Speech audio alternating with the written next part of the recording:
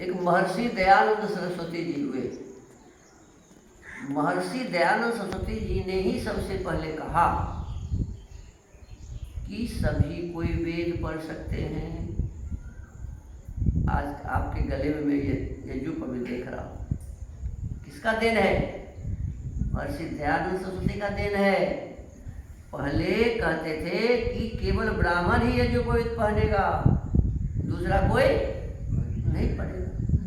सबसे पहले महर्षि दयानंद सरस्वती जी ने ही कहा कि सभी कोई वेद पढ़ सकता है, सभी कोई यज्ञ कर सकता है, सभी यज्ञोपवीत पढ़ सकते हैं। वो स्त्री हो, पुरुष हो, शूद्र हो, वैश्य हो, जो कोई भी हो, सभी अपने जीवन को अच्छा बना सकता है। सभी कोई अपने जीवन को अच्छा बना सकता है। तो उन्होंने इस पुस्तक को लिखा, इसका नाम है सत्यार्थ प्रकाश, सत्य अर्थों का प्रकाश। इस किताब को जो पढ़ लेगा उसके जीवन में किसी प्रकार का अंधकार नहीं रहेगा। मैं बहुत नज़दीक से जानता हूँ, आप लोग कैसे जानते हैं? आप तो गुरु जी के रूप में केवल जानते हैं सदाफल जी महाराज को, और एक है मेही दास जी, है ना, संत मेही, उन्होंने भी बहुत काम किया है। और वो दोनों दयानंद के बहुत बड़े परम भक्त थे। आप लोग जो हवन करते हैं ना, दयानंद के ही सिद्धांतों को उन्होंने ग्रहण किया हुआ है। हाँ, जी, यही है, मैं जान रहा हूँ, है ना। तो आप महर्षि दयानंद सरस्वती के बहुत नज़दीक हैं। हाँ, नज़दीक। तो आपसे मेरा निवेदन है कि डायरेक्ट महर्षि दयानंद को जानिए, सीधा सीधा इनको जानिए, है ना। अभी वो गुरु जी के माध्यम से जानता है ना। अब आपको स्वयं सीधा सीधा इनको जानना चाहिए। और कैसे जानेंगे? तो उन्होंने किताब लिख दिया है, उन्होंने किताब लिख दिया है। अब यहाँ क्या होना चाहिए कि प्रतिदिन सायंकाल या सुबह में जब आप अच्छा समझें, जब फुर्सत हो, तो 5-10 आदमी बैठिए और ये किताब ले लीजिए और प्रतिदिन नियमित रूप से हम लोग प्रारंभ करते। देखिए, इसका नाम है भूमिका, है ना। इतना सब दिन पाठ करना चाहिए, ये इतना। क्यों? कि सारे किताब में क्या लिखा है, इसी में लिखा हुआ है। हाँ, इसमें सारे किताब में क्या लिखा है तो इसी में लिखा हुआ है। तो सब दिन हम पाठ करेंगे तो याद हो जाएगा, हमको और चीज खोजने में सुविधा हो जाएगी, है ना। जैसे ईश्वर के बारे में मुझे खोजना है कि ईश्वर के बारे में इसमें कहाँ लिखा हुआ है ना। तो देखिए 7वें अध्याय में वेद और ईश्वर के बारे में लिखा है, ये याद रहेगा, फट से उसको खोज लें, है ना। तो इसका पाठ इसलिए हम सब दिन करते हैं। तो आइए शुरू करते हैं।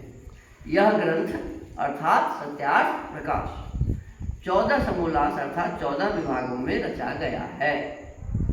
इसमें 10 समोल्लास पूर्वार्ध माने पहले वाला और 4 उत्तरार्ध माने बाद वाला में बने हैं, परंतु अंत के 2 समोल्लास और पश्चात स्व सिद्धांत किसी कारण से प्रथम नहीं छप सके थे। स्वामी जी जब जीवित थे तो सबसे पहले जब उन्होंने सत्यार्थ प्रकाश छपाया तो उसमें 12 ही था, 13वां और 14वां समोल्लास नहीं था। और स्व मंतव्य मंतव्य प्रकाश एक स्वामी जी का अलग किताब है, वो भी इसमें पहले नहीं था।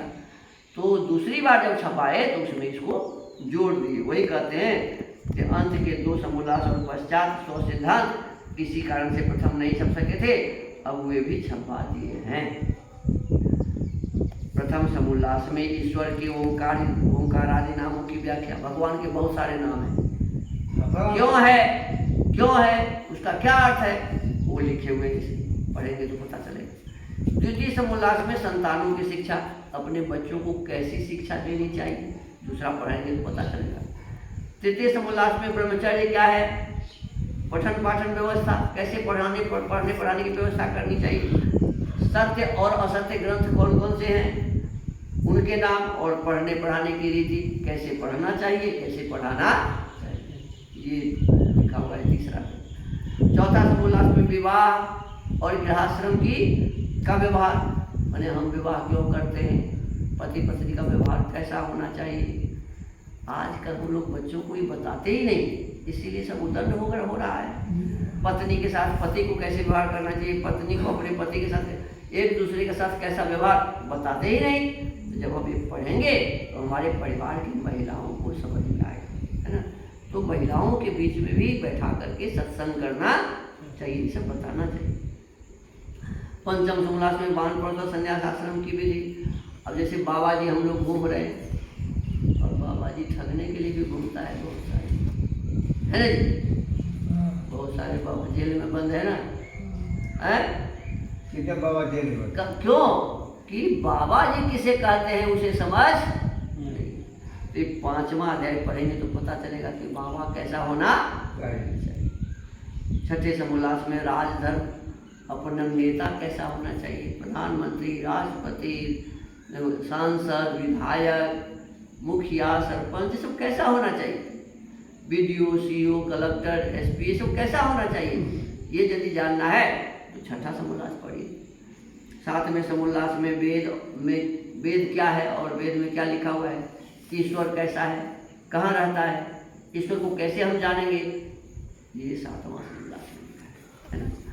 8वें समोल्लास में जगत की उत्पत्ति, स्थिति और प्रलय, संसार कैसे बना, कैसे चल रहा है, कैसे एक दिन खत्म हो जाएगा, ये सब लिखा हुआ है।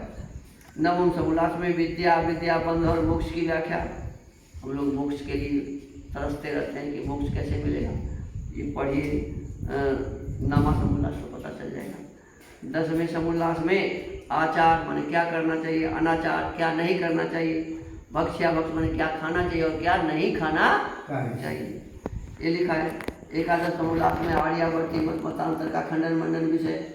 अपने देश में जितने मत पंथ हैं सब एक दूसरे को खराब बता रहा है, मैं अच्छा वो खराब, वो खराब मैं अच्छा, बस यही चल रहा है ना। लेकिन ये नहीं होना चाहिए, है ना। तो इस बात को समझाने के लिए इन्होंने ये 11वां समोल्लास लिखा है, पढ़ेंगे तो सही बात समझ में आएगी। फिर 12 समोल्लास में चारवाक कौन था, बौद्ध कौन था, जैन कौन था, ये कम्युनिस्ट पार्टी क्या होता है ना, नास्तिक मत क्या है, ये पता चलेगा, जैन मत का विषय। फिर 13 समोल्लास में ईसाई मत का विषय। ईसाई लोग अभी हमारे हिंदुओं को ईसाई बनाने में लगा हुआ है, बहुत तेजी में, और हम लोग निश्चिंत हैं जो, तो ये पढ़ेंगे तो पता चलेगा और फिर हम अपने हिंदुओं को उससे रोक पाएंगे, इसलिए 13वां समोल्लास पढ़ना चाहिए।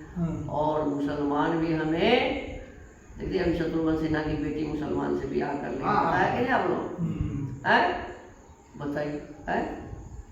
और इस प्रकार से एक नहीं हजारों लव जिहाद चल रहा है, हिंदुओं की बेटी को फंसा करके और वो मुसलमान बना रहा है ना।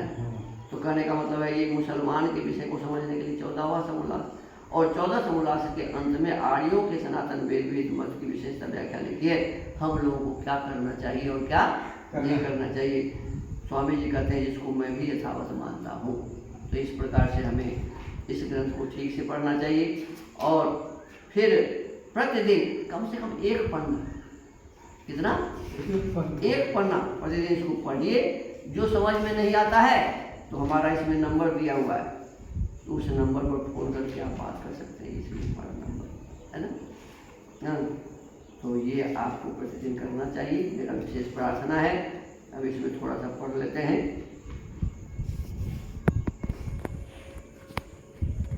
कहते हैं कि हमारे जितने भी शास्त्र हैं, ग्रंथ हैं, उस शास्त्र और ग्रंथों में परमात्मा के बहुत सारे नाम बताए। हम जब किसी चीज़ का कोई काम करते हैं तो पहले भगवान का नाम लिखते हैं। इसको कहते हैं, जब भगवान का नाम करते हैं इसको कहते हैं कि मंगलाचरण। क्या कहते हैं? मंगलाचरण। तो स्वामी जी कहते हैं कि यहाँ मंगल करो और बीच में कोई अमंगल लिख दो तो मंगलाचरण हुआ। मंगलाचरण का मतलब होता है कि शुरू से लेके अंत तक सब जगह मंगल ही मंगल होना चाहिए। ऐसा नहीं यहाँ अच्छा कर लो वहाँ ऐसा नहीं होना चाहिए। तो पहले के ऋषि मुनि ऐसे मंगलाचरण नहीं करते थे, वो हर क्षण मंगल ही मंगल करते थे, कभी भी कोई गलत काम नहीं करते थे। तो कहते हैं कि उसी परम ब्रह्म परमेश्वर को हमें जानना चाहिए, समझना चाहिए, जिसका नाम हरि भी है, जिसका नाम ओम भी है ना। तो हम अथ ओम हरि ऐसे कहीं यदि लिखते हैं तो और समझते हैं कि मंगलाचरण हो गया। तो ऋषि मुनि के अनुसार ओम परमात्मा का नाम है, ओम कही है ना। परमात्मा के जितने भी भक्त हुए सब जब शुरू करते हैं किताबों के अथ शब्दानुशासनम अथ योगानुशासनम, ऐसे आप भी शुरू करिए जैसे ऋषि मुनि विद्वानों ने किया है, ऐसे हमें करना चाहिए। अब कि हमारे परिवार में जो बच्चे हैं उसको क्या शिक्षा है, तो कहते हैं मातृमान पितृमान आचार्यवान पुरुषो वेद। कहते हैं यह शतपथ ब्राह्मण का वचन है। एक किताब है अपने यहाँ, उसका नाम है शतपथ ब्राह्मण। वस्तुतः जब 3 उत्तम शिक्षक अर्थात एक माता, माँ यदि अच्छी नहीं है तो बच्चे को अच्छा नहीं बनाया सकता। इसीलिए पहला गुरु कौन है, माता। तो एक माता, दूसरा पिता, पिता यदि अच्छा नहीं है तो संतान अच्छा बनना मुश्किल है, और तीसरा आचार्य जिसे हम गुरु कहते हैं, जो हमें पढ़ाते हैं। कहते हैं ये तीसरा आचार्य होवे तभी मनुष्य ज्ञानवान होता है। माता पिता और आचार्य गुरु, ये तीनों समझदार होंगे तब हमारा जीवन अच्छा बनेगा। वह कुल धन्य है, वह संतान बड़ा भाग्यवान है जिसके माता और पिता धार्मिक विद्वान हो। वह संतान बड़ा सौभाग्यशाली है जिनके बाप ऋषि है, समझदार है, जिनके पिता समझदार है, विद्वान है, तो वह संतान बड़ा भाग्यशाली होता है। वह संतान बड़ा भाग्यवान जिसके माता पिता और धार्मिक विद्वान हैं। जितना माता से संतानों को उपदेश और उपकार पहुंचता है उतना किसी से नहीं, क्योंकि पेट में जब बच्चा रहता है तो माँ तभी से सिखाती है। शकुंतला ने भरत को पेट में ही सिखाया था कि कैसे शेर से भी डरना नहीं चाहिए। ये क्या नाम था उनका, जो माँ के पेट में ही अभिमन्यु है ना, अभिमन्यु माँ के पेट में ही सीख लिया था कि कैसे चक्रव्यूह में प्रवेश करें। तो माँ गर्भ में ही बच्चों को सिखाती है। और जब बच्चे जन्म लेते हैं तब से कम 5 वर्ष तक तो माँ ही सिखाती रहती। तो माँ विदुषी होगी तो वैसी बात सिखाएगी, अब माँ समझदार नहीं है तो अलग सिखाएगी है।